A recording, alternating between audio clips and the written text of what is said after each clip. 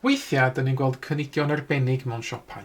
Yn Saesneg, special offers ydy hein, ac mae o fantais iddyn ni os dyn ni'n gallu cyfrifo pris eitem sy'n disgyn o dan rhyw gynnig arbennig fel 10% i ffwrdd neu falle 40% i ffwrdd.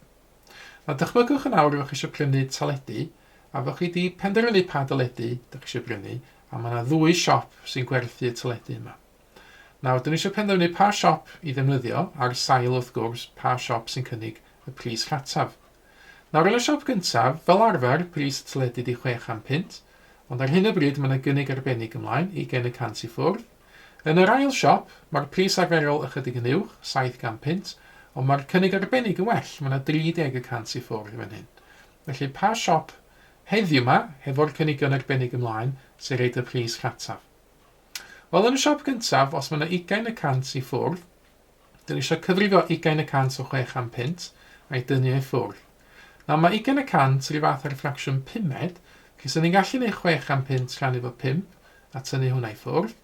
Neu, be dwi'n wneud yn hyn ydy gweithio allan 10% o'r pris, mae hynna ddigon hawdd i wneud, rhannu 600 efo 10, 60, ac yna dwblu i gael yr 20%, mae hynna'n 120 pint.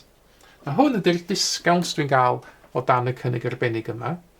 A i weithio allan pris y teledu, faint sy'n ni'n dal yn y til, dwi angen rhywun tynnu y 120 pint i ffwrdd o'r 600 pint. Sy'n gwneud hyn efo swm tynnu fan hyn, dim tynnu dim yn dim byd.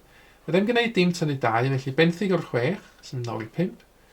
10 fan hyn, felly tynnu 2 yn 8, a 5 tynnu 1 yn 4. Felly yn y siop gyntaf, sy'n ni'n talu 480 pint am y teledu. Beth amdan yr ail siop? Wel, dwi eisiau gweithio allan 30% fan hyn a'i dynnu o'i ffwrdd i gael pris y teledu. Yn fan yma, mae 10%, eto'n hawdd i weithio allan, 700 pint rhan efo 10, yn 70 pint. A 30%, dwi angen treblu hwn yn fan hyn o'n. So, 3 gwaith 70, 210 pint. Yn yr ail siop, dyna hwn fan hyn ydy'r disgownt dwi'n gael oddi wrth y teledu heddiw. Felly, faint dwi'n dalu? Wel, fel arfer, mae teledu'n 700 pint. Mae yna disgownt 210 ar hyn o bryd, tynnu hwnna i ffwrdd. Dim tynnu dim byd yn dim byd. Dim yn gallu gwneud dim tynnu 1, felly benthyg o'r 7, sy'n 9 i 6. Dim yn mynd yn 10, ac yna 10 tynnu 1 yn 9. 6 tynnu 2, hyd yn oed, yn rhoid 4 iddyn ni. Felly, dyn ni'n gweld o'n, dyn ni'n gallu cymharu y siop yma. A'r siop gyntaf fasa'n ennill heddiw, mi o 10 pint yn rhatach na siop 2. Felly, y casgliad, yr ateb yn reid yn fan hyn. Mae'n i ddeud y siop gyntaf sy'n gwerthu'r teledu.